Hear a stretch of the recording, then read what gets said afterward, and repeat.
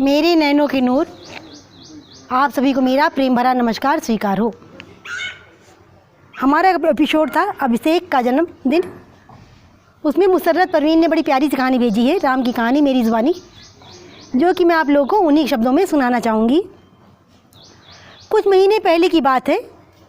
मैं अपने कॉलेज में ऑडियोलॉजी कहते बेटा ध्वनि विज्ञान को, जहाँ कान की समस्याएं की पढ़ाई कराई जाती है, ऑडियोलॉजी डिपार्टमेंट में बैठी हुई थी। उन दिनों मेरी पोस्टिंग ऑडियोलॉजी डिपार्टमेंट में थी। तभी एक पेरेंट्स अपने 6 साल के बच्चे को लेकर आते हैं और हमें पता चला राम को सुनाई नहीं देता है। मैंने राम को हेयरिंग रूम में इशारे से बुलाया और हेयरिंग टेस्ट शुरू किया। उस दिन कोई भी सीनियर पोस्टेड नहीं था और ऐसा केस पहली बार मिला था। अब राम तो बिल्कुल नहीं सुन सकता था। थोड़ा मुश्किल तो था पर नामुमकिन नहीं। मैंने और नेहा ने टेस्ट शुरू किया। मैंने नेहा से कहा, जाओ तुम टोन दो और मैं राम का रिस्पॉन्स देखूंगी। अब राम ने तो कभी कोई आवाज़ सुनी ही नहीं थी, तो बच्चा कैसे रिस्पॉन्स देता। हमने कोशिश की पर राम ने रिस्पॉन्स नहीं किया। मैं सर के पास गई, पूरी बात बताई। सर ने कहा, अच्छे से निरीक्षण करो। मैं अपने केबिन में दोबारा रिंग स्टैंड के साथ आई और मैंने राम के सामने ताली बजाई और इशारे से बताया कि जब भी आवाज़ आए स्टैंड में रिंग डालना। बहुत प्रयास के बाद राम ने ऐसा शुरू किया। फिर जब मैंने राम को कहा, वो ऊपर हेडफोन लगाए। फिर जब मैंने राम के ऊपर हेडफोन लगाया और टोन होना शुरू किया, तो जो रिस्पॉन्स मिला उसको देखकर इमोशनल हो गई, अर्थात बेहद भावुक हो गई और दिल से आवाज़ आई, आज मैंने कुछ अच्छा किया। रिस्पॉन्स में मिला राम के चेहरे की एक स्माइल, क्योंकि राम ने आज पहली बार कोई आवाज़ सुनी थी। करते करते हम पूरा टेस्ट करने में सफल रहे और टेस्ट करते करते हमें पता चला कि राम को प्रोफाउंड हियरिंग लॉस्ट है। मतलब राम बिना हियरिंग एड के कुछ भी नहीं सुन सकता था। हमने राम के पापा को बुलाया और हियरिंग एड्स के बारे में बताया।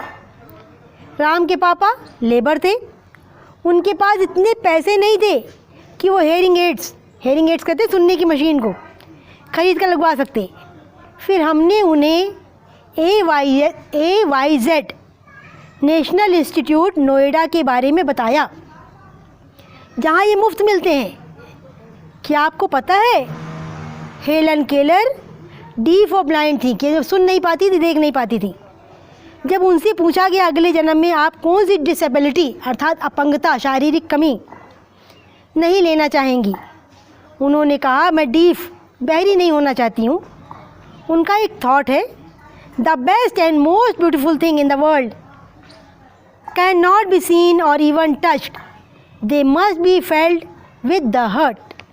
इस कहानी से हम ये अंदाज़ा लगा सकते हैं कि हमें सुनना कितना ज़रूरी है, क्योंकि बिना सुने हम समाज की विभिन्न गतिविधियों से वंचित रह जाते हैं। As a student of speech and audiology, ये क्योंकि ऑडियोलॉजी की विद्यार्थी कहती हैं कि मैं अपनी ममता की माँ परिवार के सभी सदस्यों से विनम्र निवेदन करती हूँ कि आप लोग कम से कम हेडफोन, ईयरफोन का प्रयोग करें। ये सुनने की शक्ति को कम कर देता है। कान में कोई भी नुकीला पदार्थ ना डालें, जिससे कि भविष्य में आपको कोई परेशानी का सामना करना पड़े। और आखिरी में ये कहती है, thank you to all my family member who motivate me and write the article and firstly thank to Kusuma. कहती मैं अपने परिवार के सभी सदस्यों को धन्यवाद देती हूँ जिसने मुझे ये आर्टिकल लिखने के लिए प्रेरित किया, और सबसे ज़्यादा मैं कुसुमा का धन्यवाद करती हूँ जिन्होंने मुझे इतना उत्साहित किया, प्रोत्साहित किया, इतना मोटिवेट किया। तो मेरे लाडलो, जिस तरह परवीन मुसर्रत मोटिवेट हुई, मैंने क्या किया, ये तो बेटा इनकी इच्छा शक्ति है, इनका काम करने का नज़रिया, इनकी काम करने की विल पावर, इच्छा शक्ति है। आप लोग भी अपनी इच्छा शक्ति को बढ़ाइए और अपने जीवन का कोई सुंदर प्रसंग, आपका अनुभव, कोई प्यारी सी कविता आप लोग मुझको लिख कर देते रहें। मैं तो परवीन मुसर्रत का धन्यवाद करती हूँ कि इन्होंने मेरा कहना माना। अब जैसा कि परवीन मुशर्रत ने हेलन केलर का जिक्र किया है, मैं आपको हेलन केलर के बारे में भी बताना चाहूँगी।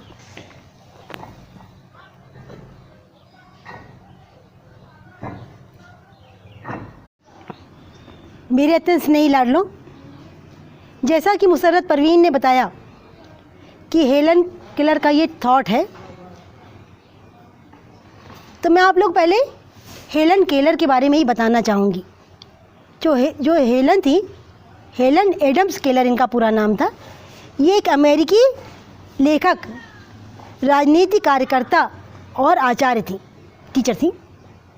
वो कला स्नातक की उपाधि अर्जित करने वाली पहली बधिर और दृष्टिहीन थी। अर्थात इन्होंने कला बीए की डिग्री जिसने सबसे पहले प्राप्त की, जो कि कानों से सुन ना पाता हो, आँखों से देख ना पाता हो, ये एक ऐसी पहली महिला थी। और एनी सुलेवन के प्रशिक्षण में 6 वर्ष की अवस्था से शुरू हुए और 49 वर्ष के साथ ही हेलन सक्रिय और सफलता की ऊंचाइयों पर चढ़ती रही। इनकी जो टीचर थी उनका नाम था एनी सुलेवन इनकी टीचर थी। और इन्होंने बेटा अपना 6 साल से पढ़ना शुरू किया था और 49 साल, 50 में कम, 49 साल तक इन्होंने क्या किया, निरंतर सक्रिय रही, अर्थात कार्य करती रहीं और इन्होंने सफलता की ऊंचाइयों तक जा पहुँचे। उस समय बेटा बीए करना बहुत बड़ी बात होती थी। हमको अच्छे से याद है 82-84 की बात है। अगर कोई बीए करता था तो उसको डिग्री मिलती थी। वो कैप पहनता था, हाथ में डिग्री लेके फ़ोटो खिंचाता था, भाई बड़ा नाम होता था कि उसने बीए कर रखा है। और हेलन केलर तो बहुत पहले की है। इनका जन्म 27 जून 1850 में हुआ था। अब 1850 में सोचो बीए की डिग्री लेना कितनी बड़ी बात है, वो भी एक दृष्टिहीन बालिका जिसको दिखाई न पड़ता हो, सुनाई न पड़ता हो। संयुक्त राज्य अमेरिका में इनका जन्म हुआ था और इनकी मृत्यु जो थी वो 1968 ईस्वी में हुई। इनको प्रेसिडेंट मेडल ऑफ फ्रीडम का पुरस्कार भी प्राप्त हुआ। इनका कहना था कि ईश्वर एक द्वार बंद करता है तो दूसरा खोल देता है, लेकिन हम उस बंद द्वार की ओर टकटकी लगाए रहते हैं और जो द्वार खुला होता है उसकी तरफ हमारा ध्यान ही नहीं आता है, उसकी ओर हमारी दृष्टि ही नहीं आती है।